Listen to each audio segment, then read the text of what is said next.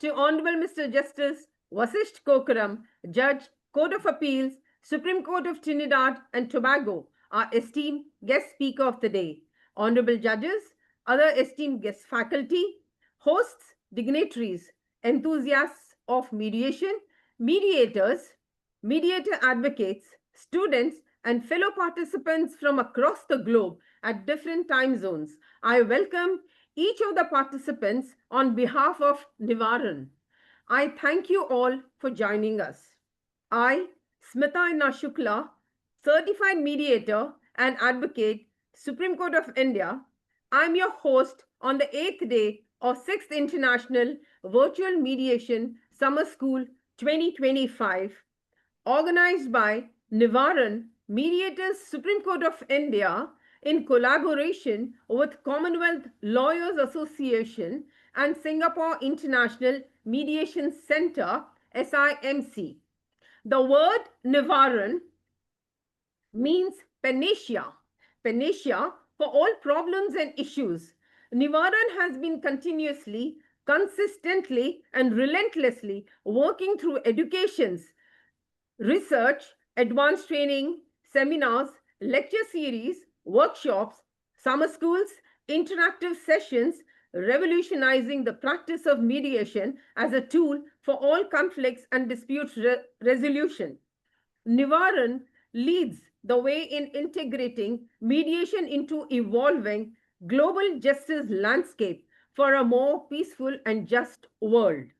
Today, we gather not only to learn but to reflect on the transformative power of mediation in shaping justice systems across the globe. I feel privileged and honored to host today's session. All thanks to our founding members of Nivaran for giving me this opportunity. The topic to be deliberated is mediation advocacy. Mediation advocacy is one of the most important ingredient and a skilled technique to mediation process. The technique is very vital for mediator advocates as it would help parties, client with necessary support and representation, presenting and arguing a client's situation in a non-adversarial manner. Persuasive and yet non-confrontational, fostering a cooperative atmosphere during mediation where the goal and objective is to resolve disputes, to achieve favorable outcomes without any antagonistic tactics, which often happens in traditional advocacy.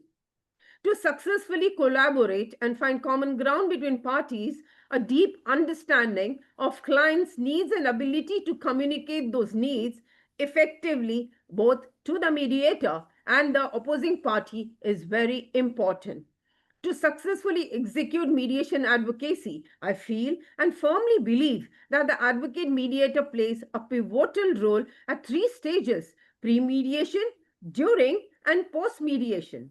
Most of the time, clients' parties are unaware of the process of mediation and procedure adopted, which is why the advocate mediator becomes a guide, advisor, facilitator, and at times a negotiator on behalf of the clients.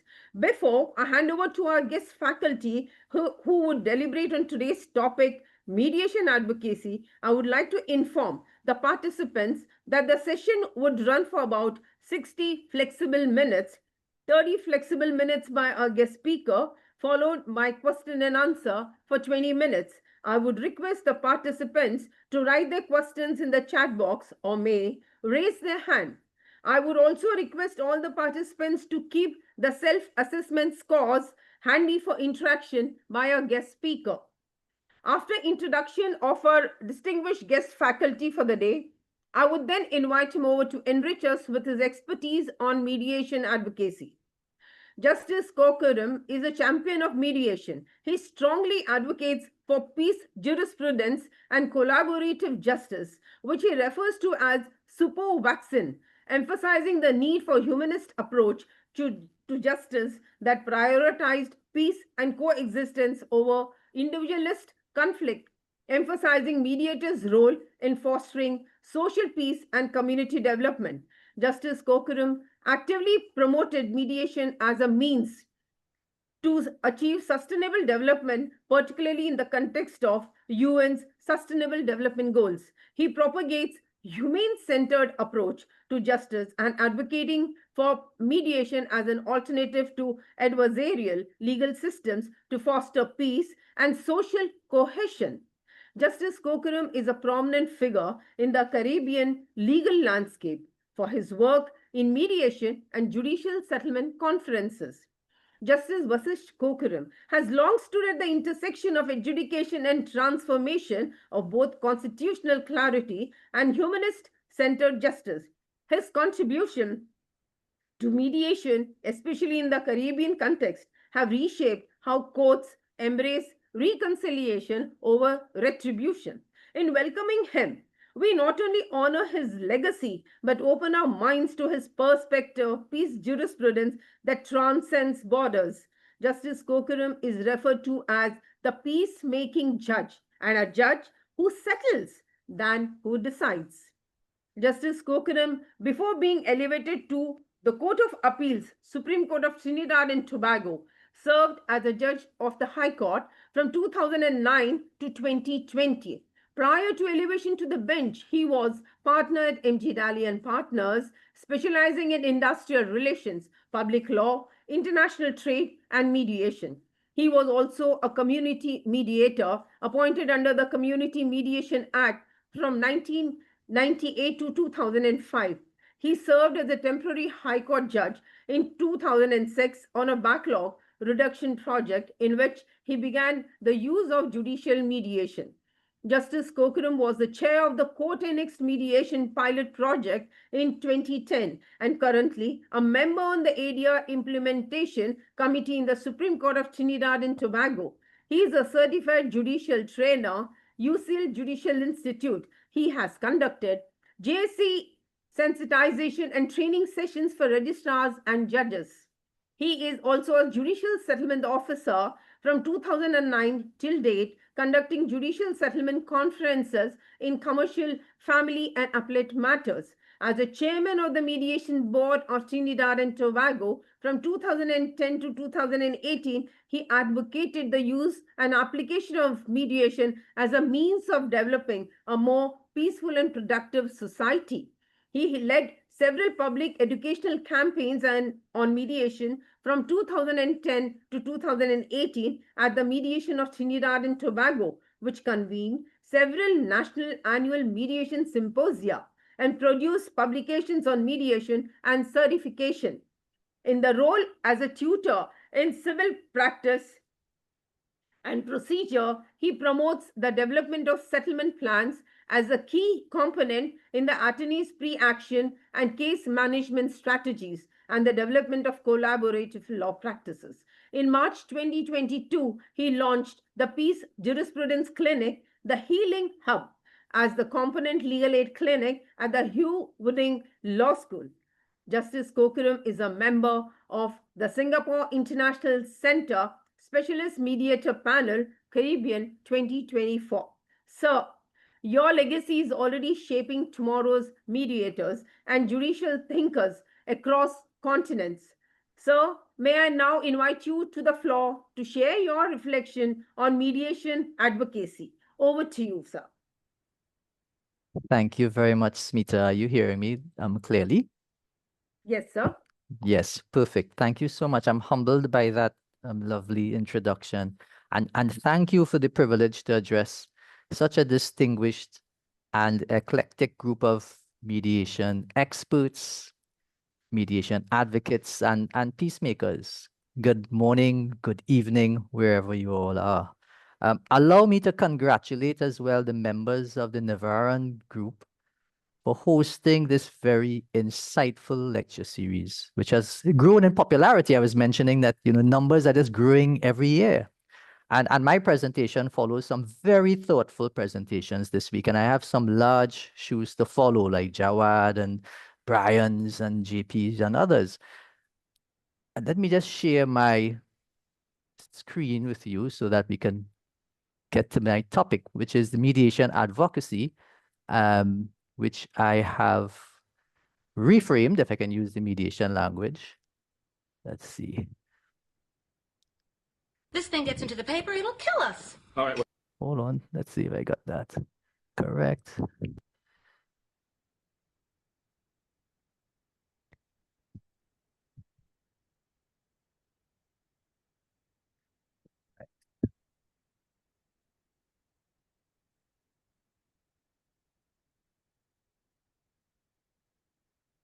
right, let me see if I get this up. Are you seeing my slide, mediation advocacy, the role of, yes? Perfect. Yes, sir. All right. Good. So, and the Navaran group has proven to be a group of strong advocates for mediation, and Black's Law Dictionary defines the advocate as a pleader of causes, pleading or making the cause for a client. And so the definition of advocacy accentuates the misnomer of my topic, mediation advocacy. Mediation is the platform to empower the client to speak for himself, to plead for himself. So what is mediation advocacy? If it is an attempt to define or describe the attorney's role in mediation, then we need to carefully define the contours of that role and the nature of that advocacy to draw the sharp distinction between traditional trial advocacy, the pleader of a cause, and representation at mediation, two different concepts. And so where I speak from my experience as a judicial mediator and judicial settlement conferences, as well as a mediator. And in our Caribbean, we have different mediation programs and judicial settlement programs. So that's the two forms of mediation, facilitative mediation and evaluative mediation. And one of the key things for an attorney is to understand the difference between the two and to determine what is best suited for their client. So my talk really would span 5 areas. Reframing the concept of mediation advocacy, then I'll examine some pillars of expected conduct by attorneys in mediation, and I call them PACG, which we would see as participate and advise, collaborate, and act in good faith. We look at the peace deal very briefly, if we have the time. We look at some of the qualities that you should have as an attorney in the mediation room, and just briefly some areas for reform. I've based this talk on a recent case coming out of our Court of Appeal, Moraldo and O'Brien. It's a lovely case study. And I've asked my Judicial Research Counsel, Mr. Liam Laban, who's on the platform, and I thank him for helping me with my presentation. He's going to post those cases so that you can have it for reading later on. And I want to reframe that concept of mediation advocacy to look at a notion of the humanist attorney. And in our jurisdiction, attorneys who have been skeptical about mediation have become fervent converts to mediation, not through training, but through actual exposure to mediation, and by mediation, by good mediators, trained mediators. Can I sound a note of caution here, Smita, for the group? Yes, for sir. the mediation movement, that for mediation to have any success, any growth in our jurisdictions, for it to have better settlement rates, to ease the administration of justice, to obtain better results for clients, the mediator cannot be left to do the heavy lifting. The attorney plays a very vital role in the proper use of mediation, its growth, its demand, and its better understanding and use by the client. Without the attorney's support, even mandated mediation schemes will fall apart because attorneys will take their clients and just box tick the exercise without understanding its true benefits. So it's important for groups like Navaran, it's important for the law school to instill in our lawyers good negotiating skills and good representation skills. How should the attorney behave in the mediation room? Who should take the lead in the negotiation? Whose process is it? How educated is your client? How prepared are you as attorneys? and your client emotionally for this process. Now, to set up these questions, I want to share a clip with you. If you all are familiar with Jerry Seinfeld, an old comedy series, this is a little 1-minute video clip of a negotiation. It's not a mediation, but it's something that you find happening in mediations. And the character in this movie, in this series, Kramer, the client, he suffered burnt injuries from a hot cup of coffee that he bought from the company's coffee store. He loves his coffee. And his attorney advised him that you can get millions of dollars in damages. This is the Americas, of course, you can get that. And they're about to attend this negotiation. But the company wants to settle. And they have a proposal to give to Kramer free coffee at all their stores and to give him a monetary settlement for his damages. Now, it's a useful illustration of the dynamics of negotiation. So let's take a look at it, and you can let me know your thoughts. I say we offer him $50,000. That's it. Take it or leave it. How do we know how severe the burns are? Why don't we have them examined by a doctor? Listen, the faster we dispose of this, the better. This thing gets into the paper, it'll kill us. All right, we'll start with $50,000 and free coffee at all of our stores. Yes, Mr. Childs and Mr. Kramer are here. send them in.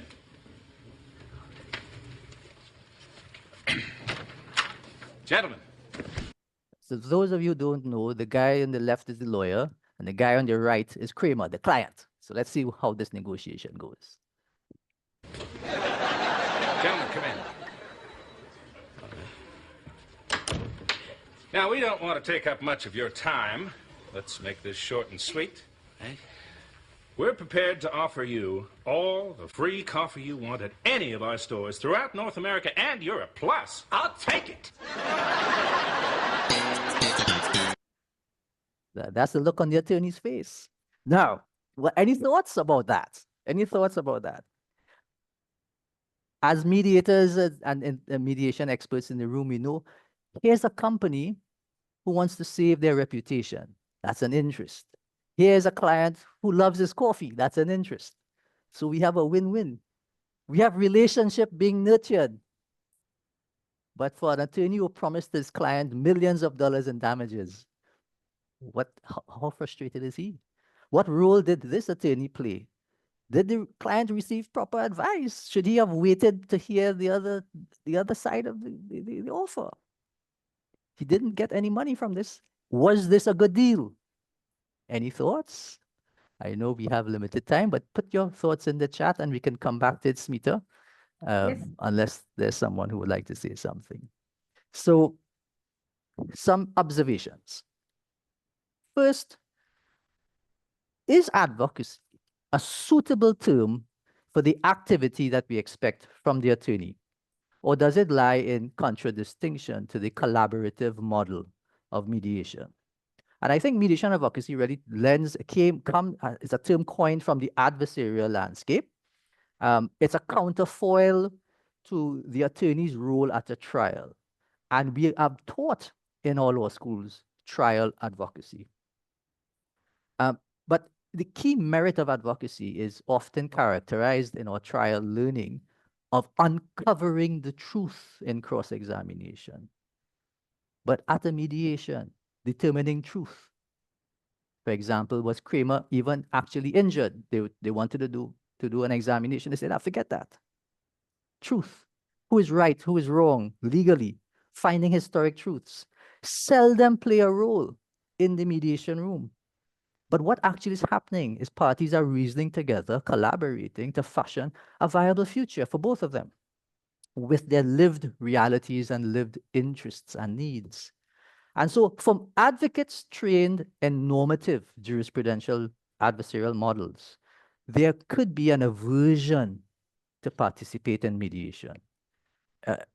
Attorneys in that model of the adversarial model are transfixed on legal positions. This disappointed attorney is transfixed on getting money for his client. And some are even argumentative and project their client's rage or try to exact revenge. And sometimes, Smita, even in mediation room, you might find the lawyers, especially in matrimonial disputes, you would think it was the lawyers getting the divorce, not the clients. They're so argumentative. So the question of the adversarial search for my client's rights really takes a backseat to the question, how does my client feel? And how can we get to yes? And unfortunately, I don't think our codes of ethics have been fashioned to understand truly the role of a collaborative lawyer in that sense. Our codes of ethics have built around that adversarial attorney. So we need to rethink even our ethical codes, and we're going to talk about that in a moment. So similarly, in the same way as an advocate tries to influence an outcome, in a mediation, you're trying to influence an outcome.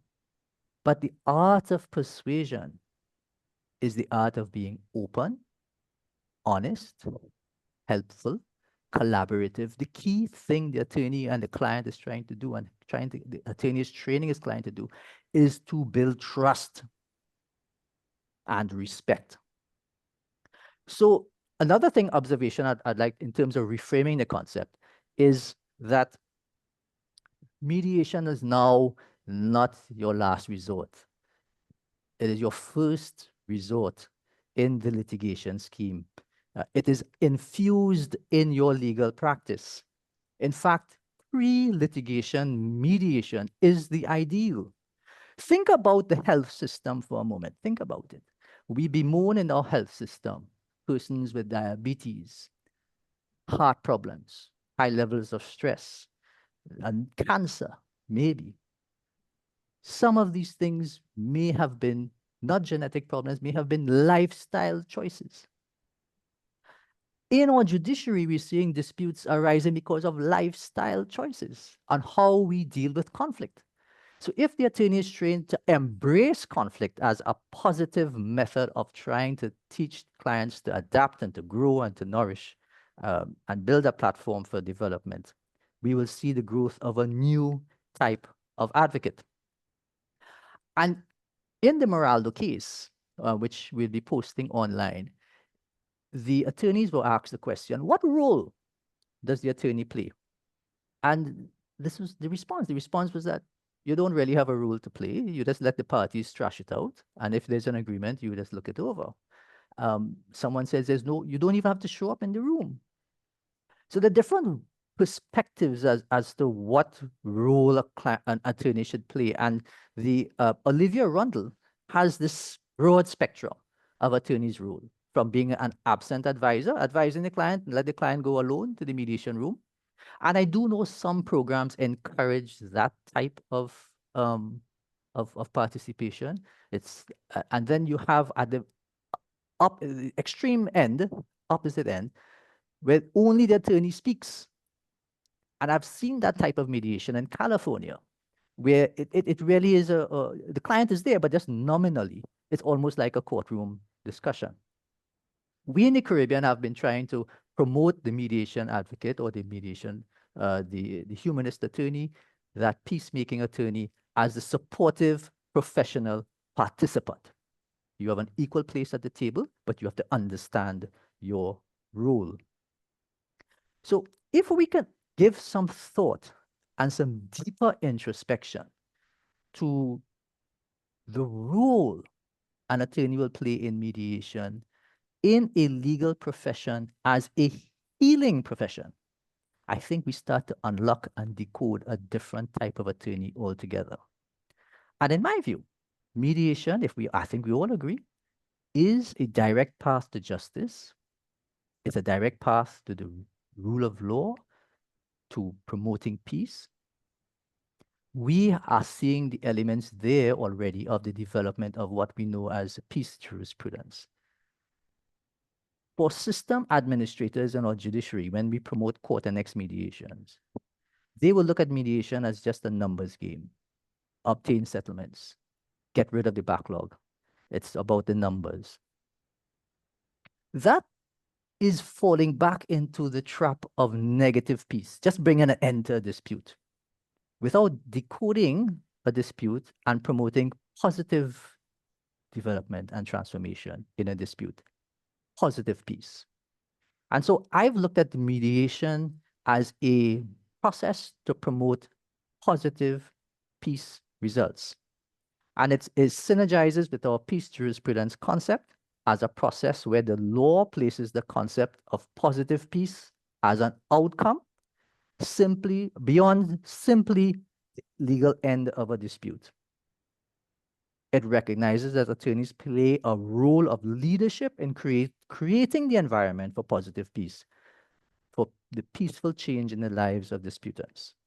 And lawyering must be seen and felt by the client to be more humane.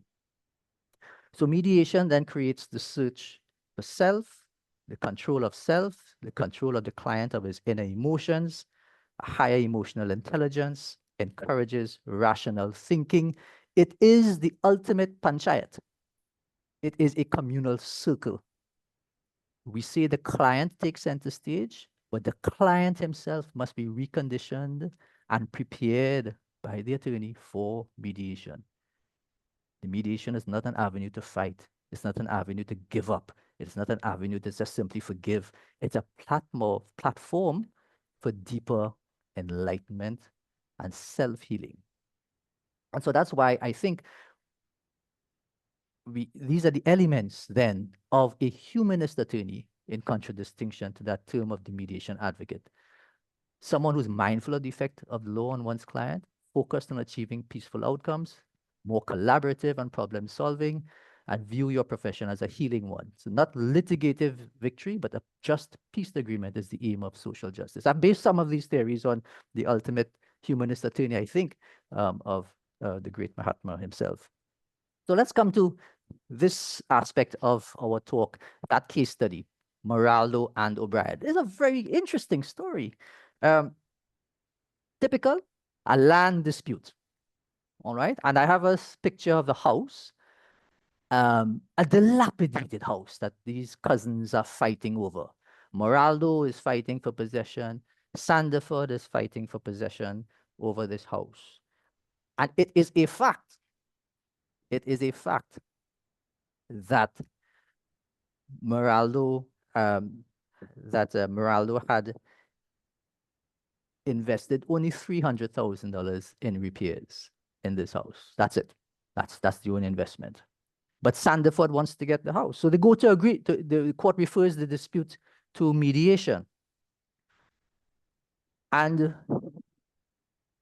the parties arrive. A consent order was entered into by the court after mediation agreement was sent to the court by the attorneys, signed by the attorneys and signed by the mediator, where Moraldo would pay Sandiford $900,000 and transfer the property from Sandiford to Moraldo. So it was Sandiford who had only invested $300,000. Moraldo wants to get the property. And this is the agreement. And in the litigation, one of the lawyers was saying, this sounds absurd. This sounds absurd. In default of payment at the interest of 12%, proceedings are stayed, each party bears its own cost.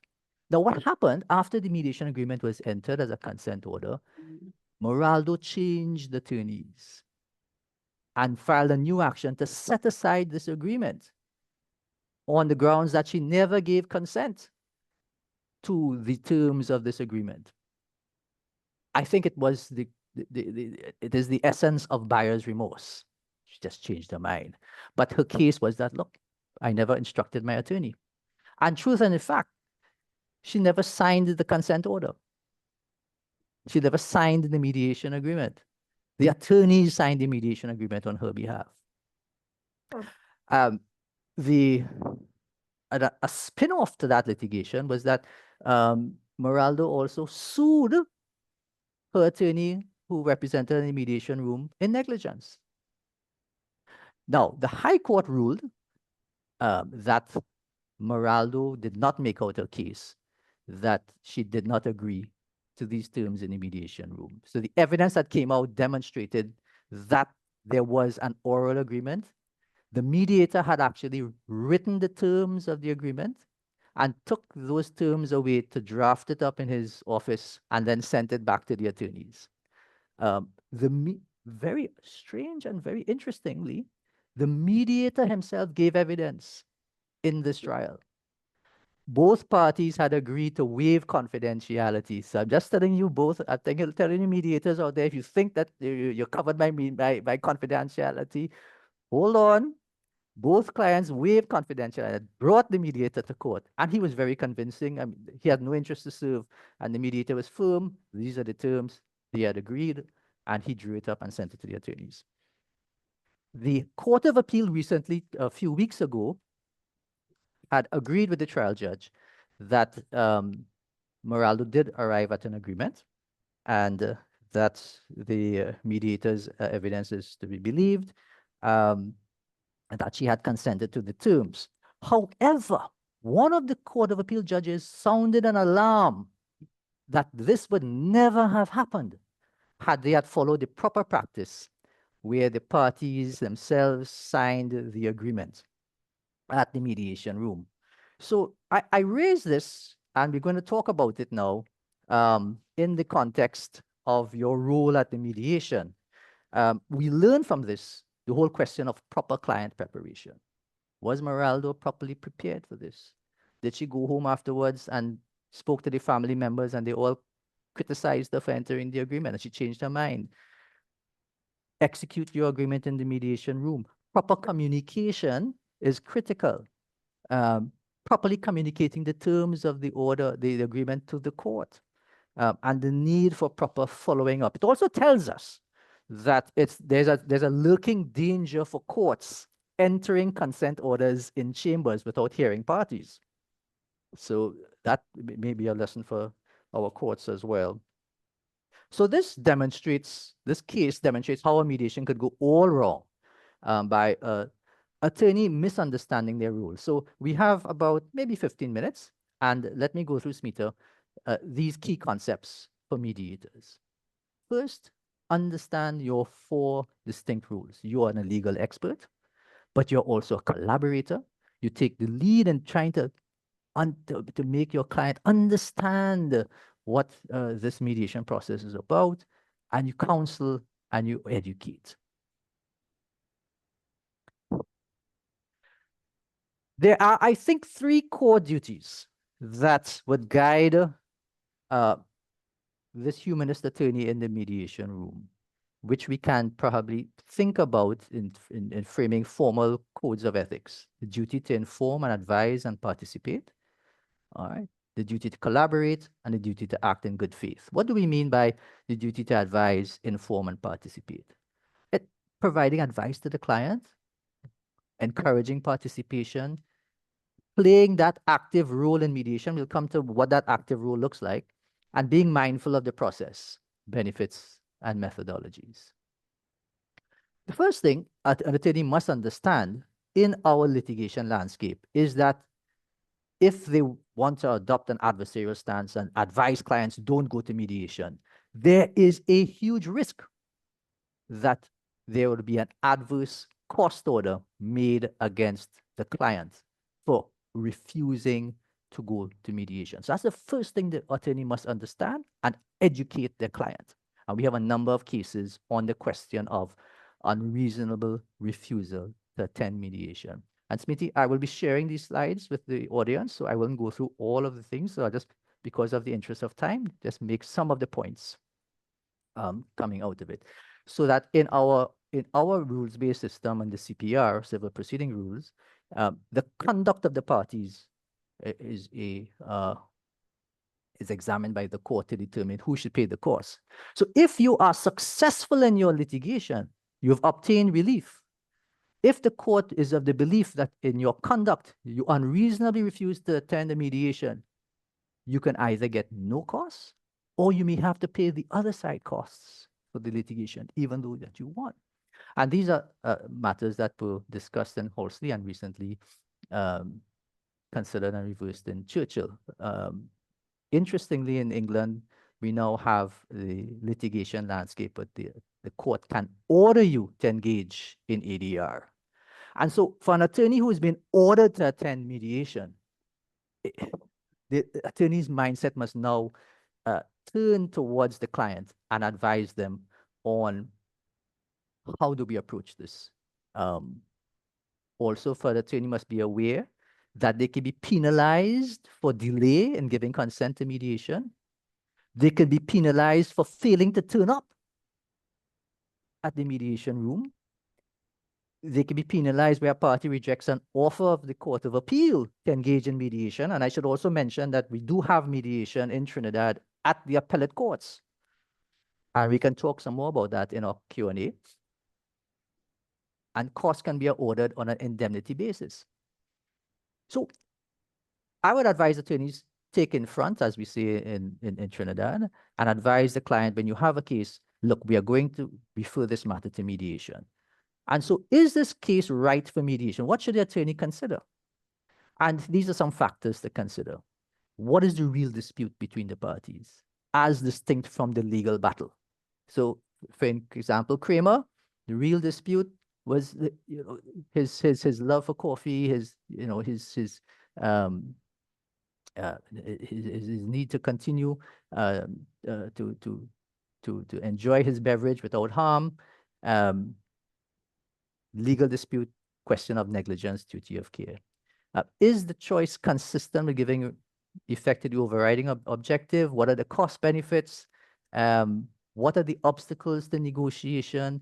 Would it preserve or would it help the relationship? And I think this is an important factor. Is it important to give the client a voice? And would it be therapeutic? And I think in that factor, I think almost any dispute would characterize itself for a mediation, subject to questions of constitutional issues and the need for a determination of a proper important legal point. So first thing, advise your client on your ADR options, the differences in the different types of evaluative and facilitative, transformative mediation processes. Choose your right mediator. Ensure that your client is aware of the penalties if you don't subject yourself to the process. Get clear instructions from your client and advise them on the strengths and weaknesses of their case. The reality testing starts immediately when you meet with your client and preparing them for mediation. And this is your mediation representation triangle, which I've taken from the text from Abramson on the mediation advocate. And he advises that you can have this three-tier. Your approach is structured in a way where you have three sides of your approach, which all must be very firm. There should be no weakness in this approach. You must have a firm mediation representation plan. You must have a proper negotiating approach, and you must know how to enlist your mediator's assistance in caucusing or in pre-mediations. Any weaknesses in that triangle would cause a destabilizing effect on your representation. And what we should be focusing on would be, what are your client's interests? What are some of the impediments to arriving at a peace deal? And what are some of the valuable bits of information that is required to obtain a proper settlement or proper peace deal? So in many personal injury cases, for example, medical reports. For the Moraldo cases, perhaps valuation reports, expert reports. Impediments could be high emotions between the parties. How do we deal with it? Interests, again, we've discussed that in many sessions before. Understanding needs, understanding wants. And we go through these 6 stages of preparation of the attorney: selecting your mediator, participating in pre-mediation sessions, preparing that settlement brief. I'm going to come to that in a second. Presenting opening statements. You're preparing your client for an opening statement, and you might be preparing yourself as an attorney for an opening statement. If you're sometimes mediators ask you if you would like to participate and say something. How are you going to craft it? In neutral language, non-emotive language, collaborative language, highlighting needs for your clients, and again, trying to build trust that you're here to help. Participating in joint sessions and meeting in caucus. I have one thing to say about selecting a mediator. That is something that you try to, some text tells us that that's important. In good mediation programs, it may not matter who is your mediator. In most cases, it may not matter. Only in very specialized disputes. Let's take, for example, copyright disputes. You may want a mediator with a certain degree of IP experience.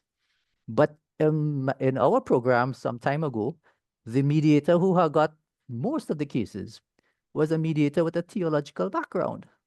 He was a preacher.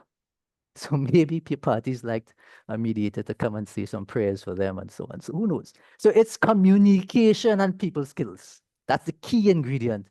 And mediators, their reputation will build their own demand. And some key things here for your representation plan checklist. I'll just highlight some of them. Smita, your participants can look at it at their leisure afterwards. We mentioned obtaining all the relevant data, deciding who should come to the mediation. It's not witnesses. It could be support persons. It could be persons important in understanding and uncovering interests. I remember in some matrimonial disputes, the husband shows up with the girlfriend, and you have to take it. So as an attorney, you need to know that's a trigger. That's going to trigger the wife. Why are you bringing the girlfriend? But it's important for him, and perhaps for getting a proper agreement, he needs to confer with the girlfriend, because if he arrives at an agreement, goes home to the girlfriend, you have some more trouble. So maybe a separate room. So you need to, as an attorney, work out how we're going to do that negotiation. Again, preparation of your client is key. Look at BATNAs and WATNAs. I think we discussed that in earlier sessions.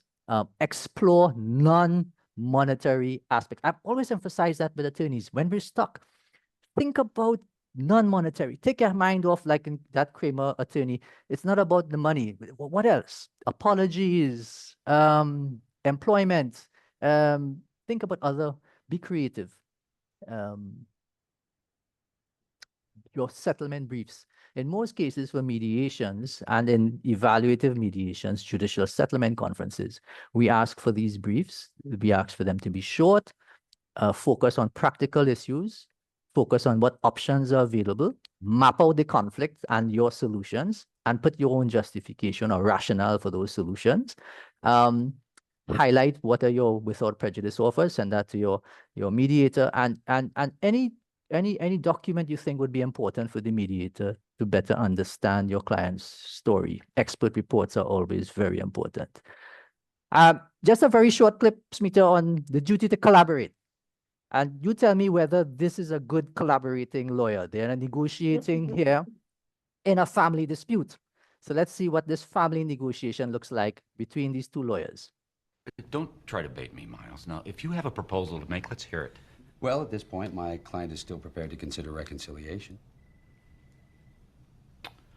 My client's ruled that out. My client is prepared to entertain an amicable dissolution of the marriage without prejudice. That's a fart in a stiff wind. My client proposes a 30-day cooling-off period. My client feels sufficiently dispassionate. My client asks that you not initiate proceedings pending his setting certain affairs in order. Well, what's so goddamn funny? Please, let me handle this. All right. So much for the icebreakers. What are you after, Freddie? My client is prepared to settle for 50% of the marital assets. Why only 50, Freddie? Why not 100? While we're dreaming, why not 150? Are you familiar with Kirshner? Kirshner does not apply. Bring this to trial. We'll see if Kirshner applies. What's Kirshner? Please, let me handle this. Kirshner was in Kentucky. Kirshner was in Kentucky? Kirshner was in Kentucky. All right, Freddie, forget Kirshner. What's your bottom line? Primary residence, 30% of remaining assets. What are you, nuts? Have you forgotten Kirshner? Freddie, it's a negotiation. See you at the preliminary. Freddie, we're all friends here. It's a negotiation. So we've seen that. I've seen that in the mediation room, lawyers baiting one another. But that is not, their duty to collaborate. There are three things we understand about collaboration. You do something, you be empathetic and compassionate to the other side. Don't bait them. You try to work with them and try to build consensus. This attorney was just trying to drive him out the room so that he could get to court. You see? All right. So we have some slides here to tell you about the problem-solving approach, gathering information, planning for emotions for your client. Remember, and you see, the attorney has overpowered the room there. And the client didn't even understand what was happening. So it has to be the reverse. All right. And at the table, you try to help and establish rapport. If your client cannot, or forgets to mention something, you can step in respectfully and mention a few things, again, without an adversarial tone. Just remember this about your duty to care, and I've had some cases on this, that you can be exposed to litigation as attorneys if you advise a client to accept too low a sum, you fail to investigate facts properly, fail to pass on information. So there are important considerations for the attorney, even in negotiations, and in your duty to collaborate. Finally, the duty to act in good faith. All right, so we talk about the devil's advocate. Just looking at our codes of ethics, the same rules apply to, in a courtroom. You wouldn't mislead a court. You wouldn't give, untruths. You wouldn't engage in undignified conduct. So similarly, you do the same in a mediation room, but there's this underlying understanding of your peace deal. So I give you this question. You're at a mediation, where the mediator is an attorney, the client advises that she's willing to settle the negligence claim by the sum of $50,000. You say to the mediator, my bottom line is to settle at $100,000. So is that ethically proper? Does it make a difference if it was said in caucus and not in joint session? Can you tell the mediator in caucus, well, we'll accept 50,000, but you go tell the other side, we're going to take only 100,000. Is that the proper use of your mediator? Are you acting in good faith? Most mediators will tell you, look, you tell them yourself. I will not be part of that bluff/lie. So it's a little, so these are things that we have to take into account when we talk about good faith negotiation. So finally, Smita, I'm coming to the tail end. I'm mindful of your time. What are the skills required? And I put it as PEACE, P-E-A-C-E, perspective. You have to have that perspective of what I'm doing in this peace jurisprudential model of mediation. I have to have that emotional intelligence.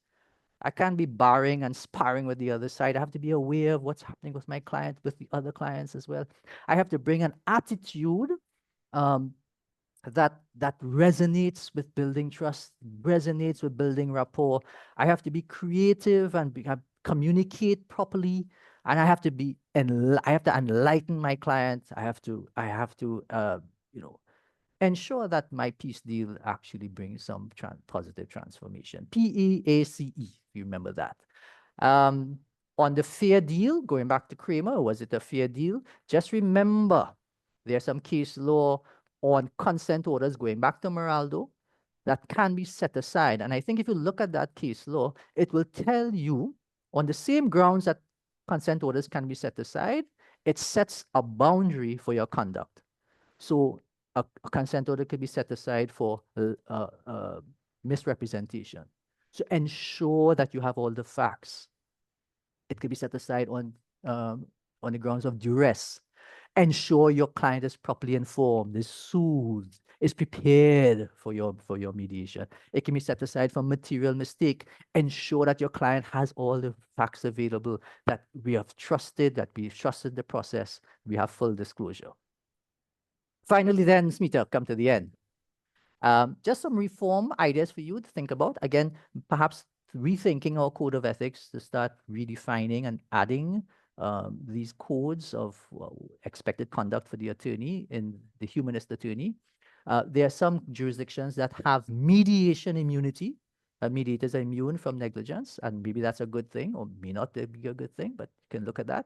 And finally, collaborative lawyering is a practice I've always spoken about that attorneys should instill and develop, where you work collaboratively with your client as well as the opposing team, and you work together to focus on the joint client's concerns and co-opt help of multidisciplinary professionals.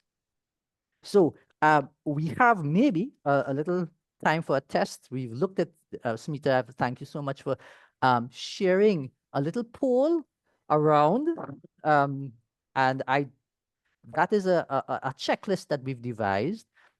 You always look back at the checklist as attorneys and see how am I scoring as a good humanist attorney. If you score the total of 30 out of a total of 30, which is a maximum amount, I'll be curious to find out who scored in the 20s or 15 or 10 or 0. It'd be interesting to see what the mood is, especially now that we've had our little talk. I don't know whether there any. There's Vishal Garg who says he scored 26. Yes. And then there is Shireen Khajuria who scored 26. And yes. then we have a maximum of 26 and 127. Yes. And Gopal yes. who Yes. scored 28. Yes, that's the one. That's the one. All right. Okay, that's excellent. I'm just quick. Prabhas Swami has scored 28. Let me quick. There's a trick question in there. Let me quickly go through it with you, Smita. So, advising my clients on the merits of mediation at the earliest opportunity, always. Encourage my client to use mediation as pre-action protocol practice, always. I have an active part to play, always. I prepare my client to take part, always. I consider it my duty to attend, always. I do not encourage cross-examination. I always do not do that. I prefer to speak for my clients. That is the trick question. I prefer to speak for my client. Never. Or sometimes. It depends on your client's ability or disability. And sometimes you may need to help, but not always. Working collaboratively always. Mediation is very helpful always, and it's more effective than the traditional justice system. So, Smita, with those few words, I end by encouraging you to look at this concept of the humanist attorney and look at that 3 pillars of PACG: participation, advice, collaborating, good faith, and the peace skills, and developing this new ethical landscape with a humanistic outlook. So thank you, Smita, for this opportunity. We have a little time for some questions. Thank you very much for the exhaustive, elaborative videos and the examples of Kokaram and Moraldo's case and how communication skill is so important, and it's so important, and the video on duty to collaborate, and then the discussion on peace skills is quite enlightening, sir. Thank you very much, sir. And over to question and answer, sir. The first question is from Ram Mohan. What we have to do, or if clients wants to humiliate or his ego should be satisfied, is the purpose. Once done, he wants to mediation. How to handle this? Yeah. So, so again, proper education of your client. If he wants to get the best deal, in a mediation room, we should not offend the other party. And I think one of the things that we have to start educating clients is that do unto others as you would want others do unto you. So if you want to be heard and understood, do not say things that would hurt others, because they will switch off and they will stop listening to you. And so therefore you are hurting yourself when you want to do that, act in that way. And if there are difficult clients, I would always advise, tell your mediator that's the problem. And if the mediator cannot assist, you have to do shuttle diplomacy. Do not put those clients together. Thank you, sir. Those are my, yeah. So the next question is, sir, what is your view on video recorded mediation process in order to prevent any foul play in the enforcement stage? That is a very interesting question. In fact, we have used recordings in judicial mediation. Now, I will not advise that we do that in private mediations. The only reason why some judges have actually recorded judicial mediation is that they wanted to protect the integrity of the judge. But you would find you get far better results if you do not, if you want to build trust. And if you're recording someone, you're not going to get honest answers. What you can do is to record that part of the meeting where you've arrived at an agreement. That's it. Because that's what you told them. You told them everything is confidential until you've come to the agreement. So when you've reached the agreement, if you wish to record that, perhaps that may be with the consent of the parties. Always, if you're going to do that, with the parties' consent. When we've used that technique as well in judicial mediations, we've switched on the recording online to say, okay, we reached the agreement. Can we record this now? Yes, and only the terms are read out. So we have a record of the parties' agreement. Thank you, And sir. that would have avoided the Moraldo case, actually. That would have avoided that problem in Moraldo. Yeah. Yes, sir. Thank you, sir. The next question is how mediation advocacy distinct from litigation in the process of mediation with reference to adversarial versus collaborative? The question is, what's the difference between litigation and collaborative? How mediation advocacy distinct from litigation in the process of mediation with reference to adversarial versus collaborative? This is a very interesting question, because when you dig deeper into your representation in a mediation room, and a lawyer being skilled in that process, you would see some literature, Bathurst and some other authors saying attorneys wear two hats, one hat in the mediation room, one hat in the litigation room. What if you never took off your mediation hat? What if you went into court with the mediation hat? It'll change your tone. It'll change the way you present a case. It'll change your attitude in the entire litigation system, and it'll transform your entire character as an attorney. So it's a very good question. I'm trying, even as a judge, not to take off my judicial mediator hat when I sit on cases, so that you can be more humane, more understanding, let parties talk and so on. So interesting. Thank you, sir. The next question is from Sangeeta. How should an advocate handle situations where disclosing certain facts may strengthen the settlement process but weaken the legal standing if mediation fails? Big problem. Big problem. So I'm doing that right now. And it is all a question of building trust. How could I get a good deal if I don't trust the information that I have? So the only technique that, and I'll ask other more trained mediators in the room just to share their expertise. The only thing that I could think about is that, again, you're sharing this information under the condition of confidentiality.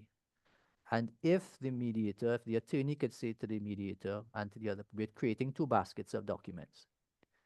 And these documents we're going to share only for this mediation to progress it, but it's absolutely non-disclosable at all in the mediation, in litigation. It has worked sometimes, but of course, it's like telling someone to think about a pink elephant with a horn and then forget about it. So it's almost difficult. If you go towards the litigation, they'll try to get it. But if you have the agreements in place, that these documents 1, 2, 3 are disclosed for this, and you have everyone signs off, it is not disclosable in court. It hasn't been tested, but it's perhaps a way to protect you.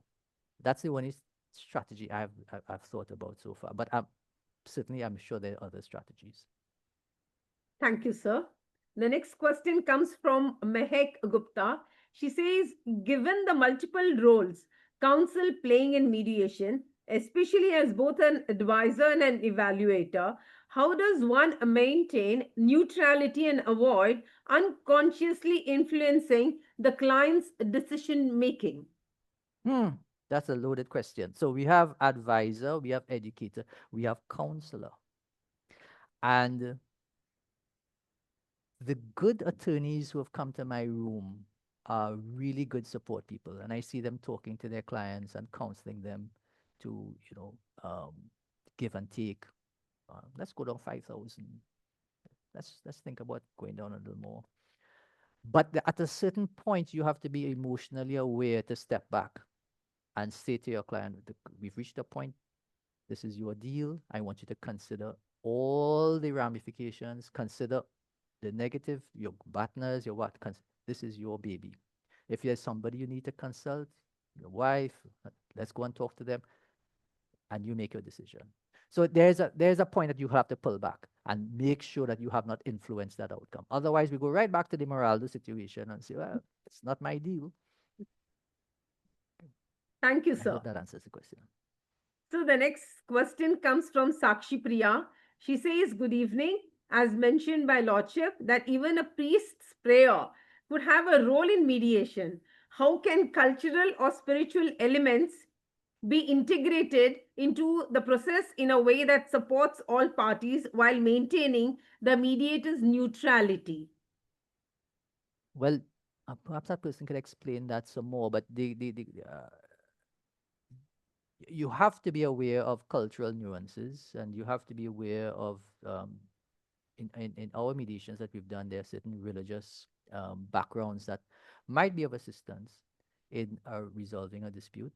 I'm not too sure whether this is what your participant was talking about, but I know that one attorney had suggested to a mediator, look, there's a pundit in the village who the clients trust. We would like that person to come to attend mediations. And I think you have to be aware that there are certain religious people who can lend support.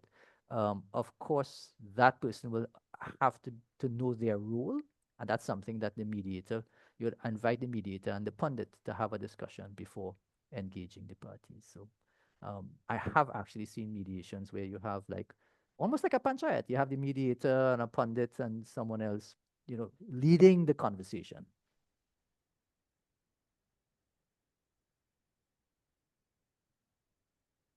I also saw a question there, Smita. What's the difference between facilitative and evaluative sessions, and when should attorney use it?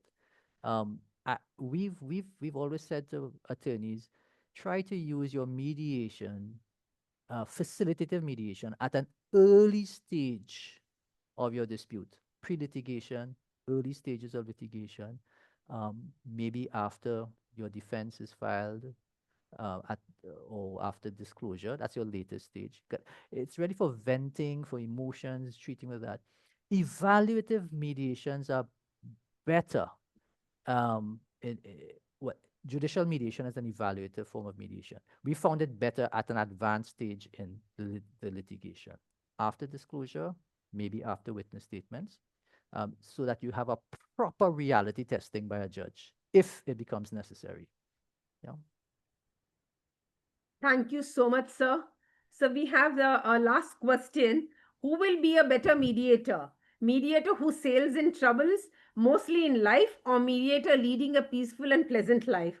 I feel the man in trouble who always keeps on exploring solutions. Yeah.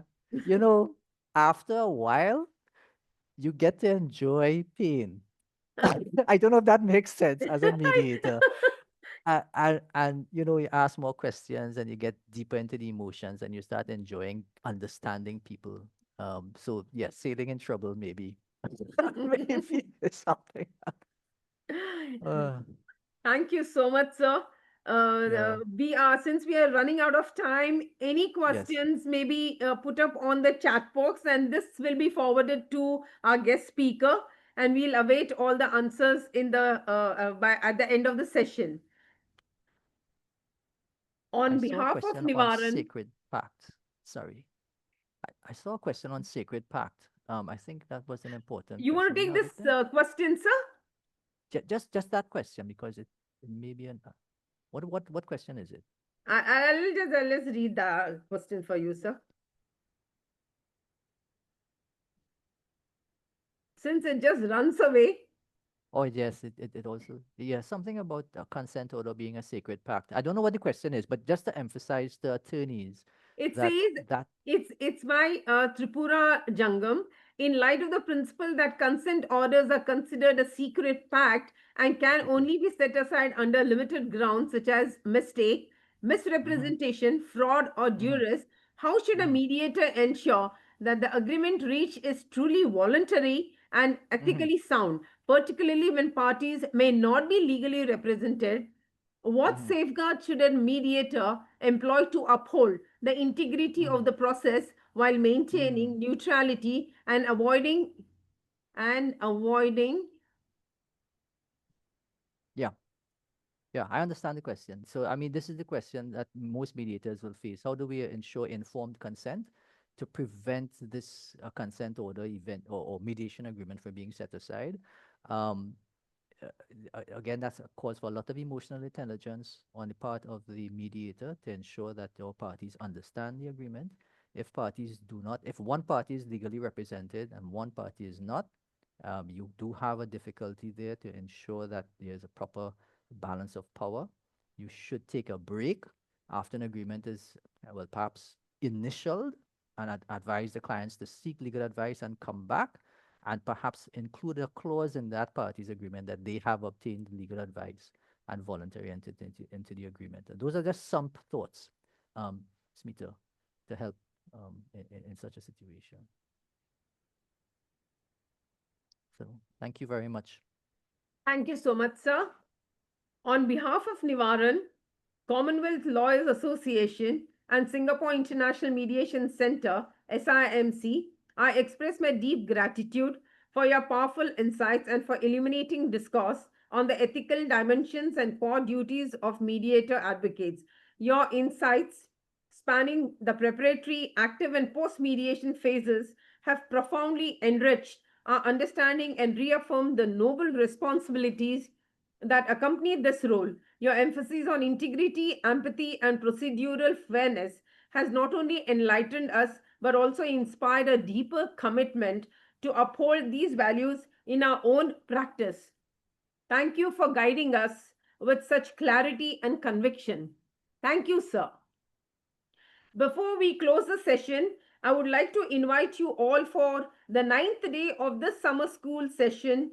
The guest faculty for the day will be Mr. Rajiv Datta, Senior Advocate, Supreme Court of India, Arbitrator, Mediator, and Fellow of Chartered Institute of Arbitrators, a prestigious designation, will be speaking on United Nations, SDG, and mediation, and the host will be Priyanka Mathur, Mediator and Advocate, Supreme Court of India. I request all the participants to attend live sessions on all the days of the summer school. Participation certificates will be given to all registered participants upon successful completion of the course. I wish to thank our technical team, Rahul, Rohit, and Keshav, for working tirelessly for an uninterrupted session without an impasse, making it a successful day. Recordings of all the sessions will be available on YouTube after the summer school concludes on 11th August 2025. Thank you, sir. Thank you so much.